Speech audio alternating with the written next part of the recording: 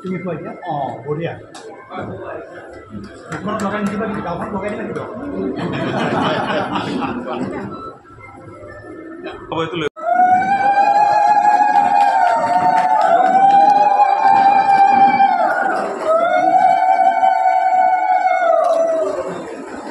গতিকে তথাপিও ৰাইজে গীতিকাৰ বুলি ক'লে সেইটো মোৰ কল্পনাই স্বীকাৰ কৰি লওঁ যিয়ে নহওক মই আচলতে আজি আশীৰ্বাদ শুনিবলৈ আশীৰ্বাদ ল'বলৈ মই আকৌ একো ক'বলৈ তথাপিও এইখিনি কথা কৰিব অপৰাধ মাৰ্জনা কৰিব জীৱনটোত যিখিনি সাংস্কৃতিক কৰ্ম কৰিলোঁ তাত যদি ক'ৰবাত অজানিতে ভুলো ৰৈ গ'ল সেইখিনি বাৰু মই আপোনালোকৰ ওচৰতে খুব আনন্দৰ দিন সেইটো মোৰ কাৰণে মোৰ যদি কিবা সৃষ্টি ৰাইজৰ সন্মুখলৈ ওলাই যায় কোনোবাই উলিয়াই দিয়ে মইতো নিজে নোৱাৰোঁ গতিকে তাৰ নিচিনা আনন্দৰ কি আছে তাৰপিছত মোৰ এনেকুৱা কেতিয়াবা এনেকুৱা লাগে যে মা দেউতাৰ যিমান দায়িত্ব মোক জন্ম দিয়াৰ ক্ষেত্ৰত মই যিমান মা দেউতাক লৈ গৰ্ব অনুভৱ কৰোঁ ঠিক তেনেদৰে এই মোৰ সৃষ্টিবিলাক কোনোবাই যদি প্ৰকাশ কৰি উলিয়াই মই সমানেই অহংকাৰ ভাৱ হয় তেওঁলোকৰ প্ৰতি মোৰ গৰ্ববোধ হয় মোৰ দৰে এটা মানুহ মই নিজকে গীতিকাৰ বুলি কোনোদিনেই নকওঁ ক'বলৈ ভয় কৰোঁ আচলতে মই গান লিখা মানুহে মই কেতিয়াবা মোৰ ওচৰলৈ আহে কোনোবা এনেকুৱা গান চপাবলৈ আৰু খুব ডাঙৰ ঘটনা হৈছে কি আপোনালোকে আচৰিত হ'ব যে এতিয়া এওঁৰ তাত আছে গোটাই থোৱা চিগাৰেটৰ পেকেটতো মই গান লিখিছোঁ তেনেকুৱা টুকুৰাবিলাকো এওঁৰ তাত আছে গোটাই থৈছে গতিকে মোৰ গোটেই মই এইটো বিচাৰ মানে ঘৰৰ মুৰ্গী বোলে দালিৰ দৰে বুলি কয় নহয় ঘৰ কা মুৰ্গী দাল বৰাবৰ কিন্তু মোৰ সকলো ক্ৰেডিট কিন্তু মই দিব লাগিব মোৰ মানুহজনীক মোৰ বিশেষকৈ মোৰ কিতাপ চপোৱাৰ ক্ষেত্ৰত মই গান চপোৱাৰ ক্ষেত্ৰত মোৰ এইবোৰ মূলতেই তেওঁ গোটেইবিলাক তেওঁ কৰে ক'ৰ পৰা কি বিচাৰি উলিয়াই ক'ৰ পৰা চিগাৰেটৰ পেকেট উলিয়াই মই ক'ব নোৱাৰোঁ তেওঁ কৰিছে চব সমগ্ৰ ক্ৰেডিট তেওঁ আগৰ দিনবোৰলৈ মনত পৰিলে আপোনাৰ কেনেকুৱা বহুত মনত পৰে আগৰ দিনবোৰলৈ মনত পৰিলে মই যিখন উপন্যাস লিখি আছোঁ সেইখন মোৰ সেই আগৰ দিনৰ ওপৰতে মই সোণপানী নৈৰ বেগী খুটি সোণপানীটো মই ক'লে কিয় সোণপানী নৈ সোণপানী নৈটো এইটো বড়ো শব্দ দেই সোণপানী পানী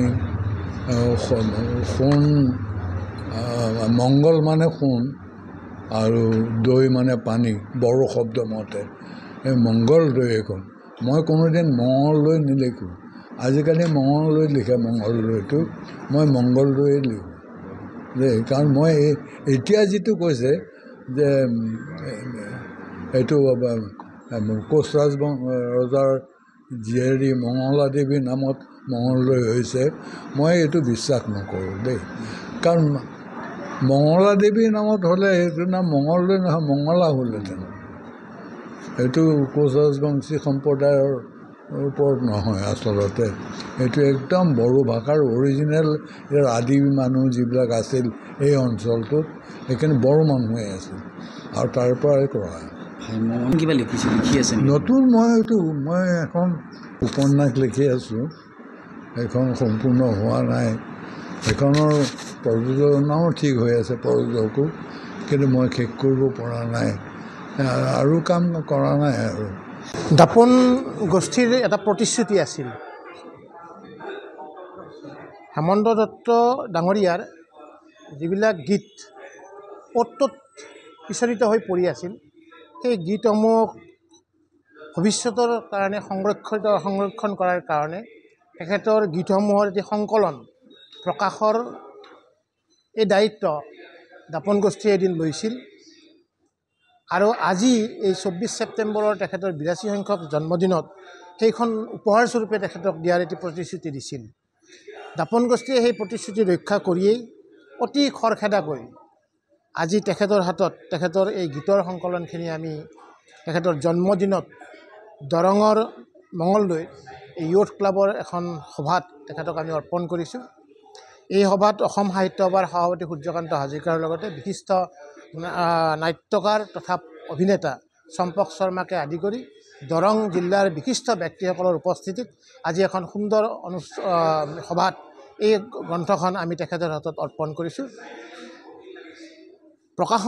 দাপন প্ৰকাশন গোষ্ঠী বুলিলে সাধাৰণতে আমি সাম্প্ৰতিক সময়ত অসমৰ সাংস্কৃতিক জগতৰ কাৰণে এখন আলোচনী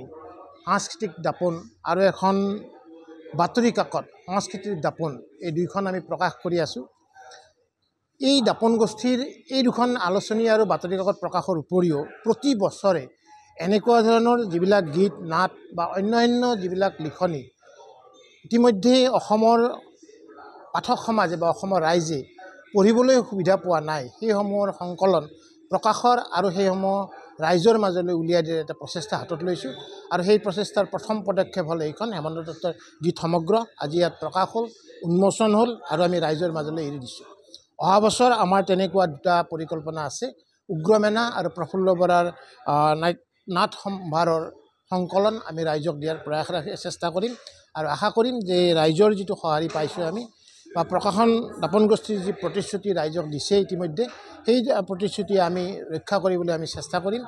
আপোনালোক সকলোৱে সংবাদ জগতকো আমি আহ্বান জনাম যাতে এই ধৰণৰ আমাৰ প্ৰচেষ্টাক ৰাইজৰ মাজলৈ নিয়াত আপোনালোকে সহায় কৰে। ধন্যবাদ। আচলতে এইটো আমাৰ মোৰে সৌভাগ্য দিয়কচোন। মই ভ্ৰাম্যমাণ থিয়েটাৰত কাম কৰি থাকোঁ, য'তে ত'তে ঘূৰি ফুৰিব লগা হয়, কিন্তু আজি মই ইমান সুন্দৰকৈ পাই গ'লোঁ তেখেতৰ এই 82তম জন্মদিনটো। এই জন্মদিনটো আচলতে এটা অসমৰ উল্লেখযোগ্য দিন বুলি ক'ব লাগিব, কাৰণ হেমন্ত দত্তদেৱৰ দৰে সংস্কৃতিৰ লাইনটোত মানে তেখেতৰ যিখিনি অৰিহণা আছে, তেখেতক বাদ দি অসমৰ সংস্কৃতি পথাৰখন বহুখিনি আধৰুৱা হৈ যাব যেন লাগে। কিন্তু তেখেতে যিখিনি কাম কৰি গ'ল একাগ্ৰতাৰে, গান লিখাৰ পৰা, নাটক লিখাৰ পৰা, নিজে অভিনয় কৰাৰ পৰা, তাৰ পৰিপূৰক যে আকৌ দ্বিতীয়জন আমি আৰু পাম খুব কম। কিন্তু আজি তেখেত সুস্থ হৈ আছে, 82 বছৰ বয়সতো কাম কৰিব পৰা হৈ আছে, মানুহৰ লগত সুন্দৰকৈ কথা বাৰ্তা আলাপ কৰিব পৰা হৈছে। ই আচলতে খুব এটা ভাল লগা কথা। ভগৱানৰ ওচৰত মই এটাই প্ৰাৰ্থনা কৰিছোঁ, এখেত এনেকৈ আৰু বহুদিন থাকক আমাৰ মাজত। আৰু এইবিলাক আদৰ্শ আচলতে অসমৰ সংস্কৃতি জগতখনত তেখেতসকলৰ অৱদানবিলাক আচলতে আমাৰ অসমৰ গৌৰৱ হৈ থাকে। তেখেতে যিবিলাক গীত লিখিছিল, প্ৰয়াত জয়ন্ত হাজৰিকাদেৱেও তেখেতৰ গীত গাইছিল। গীতিকাৰ হিচাপে তেখেতৰ এটা ভাল জনপ্ৰিয়তা আছে। নাট্যকাৰ হিচাপে ভ্ৰাম্যমাণ থিয়েটাৰত তেখেতৰ দখল মানে সাংঘাতিকভাৱে আছে। তেওঁ এজন মানে সংস্কৃতি কৰ্মী আছিল ভ্ৰাম্যমাণ থিয়েটাৰৰ। তেখেতে বহুত কালজয়ী নাটকো লিখিছে, বহুকেইখন নাটক লিখিছে। তাৰ মাজতে এখন অতি মানে ভাবিব নোৱাৰা ভুৰুকাত মানে হাতী ভৰোৱাৰ নিচিনা টাইটানিক, যিখন কোহিনুৰে কৰিছে। এই টাইটানিক কথাছবিখন নাটক কৰাটো ইমান সহজ নহয়, যিটো আচলতে হেমন্তদাই সাহস কৰি পেলাই কৰিছিল। ঠিক তেনেকৈ মহাভাৰত, ৰামায়ণ, ভ্ৰাম্যমাণৰ দুখন মঞ্চ উপস্থাপন কৰোৱাটো নাট্যকাৰৰ আচলতে ক্ৰেডিট। সেইকাৰণে হেমন্তদা অদ্বিতীয় আৰু সদায় অদ্বিতীয় হৈয়ে তেখেত থাকে। হেমন্তদাৰ জেগা কোনেও ল'ব নোৱাৰে। হেমন্তদাৰ দৰে আৰু শিল্পী অসমলৈ আহক,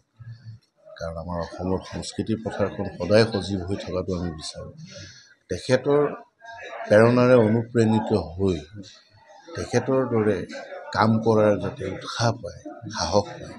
নৱপ্ৰজন্মক মই এটা কথাই কওঁ, মানে এখেতসকলৰ দৰে ব্যক্তিসকল আমাৰ প্ৰেৰণা, আমাৰ উৎস, আমাৰ সাহস। ময়ো তেখেতসকলৰ মানে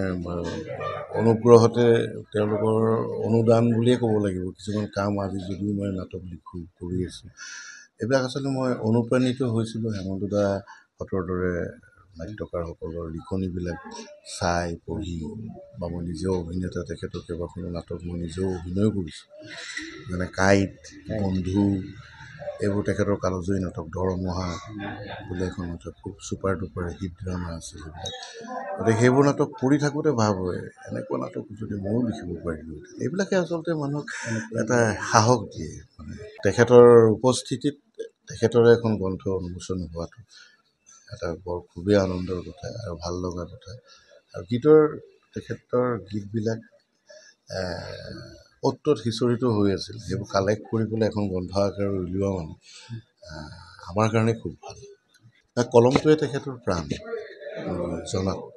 গান লিখাৰ পৰা আৰম্ভ কৰি ভাইমঙনৰ নাটক লিখাৰ পৰা আৰম্ভ কৰি ফিল্মৰ স্ক্ৰিপ্ট লিখাৰ পৰা আৰম্ভ কৰি তেখেত জীৱনটো লিখিয়েই গ'ল ভাবি গ'ল লিখি গ'ল আৰু শেষৰ সময়খিনিও তেখেতে তেনেকেই যদি পাৰ কৰি দিব পাৰে আমাৰ মাজত যিমান দিন তেখেত থাকে তেখেতৰ কলম সদায় সজীৱ হৈ থাকক সদায় জীয়াই থাকক আমাৰ মাজত সদায় তেখেত সুস্থ হৈ থাকক এতিয়া যেনেদৰে কথা পাতি আছে আৰু বহু বছৰ ধৰি আমাৰ লগত কথা পাতক তেখেতৰ জন্মদিন যাতে আমি এনেকৈ আহি যাতে প্ৰত্যেক বছৰে পাতিব পাৰোঁ তেখেতক সাহস দিব পাৰোঁ যে আৰু আগুৱাই যায় ভাল লাগিব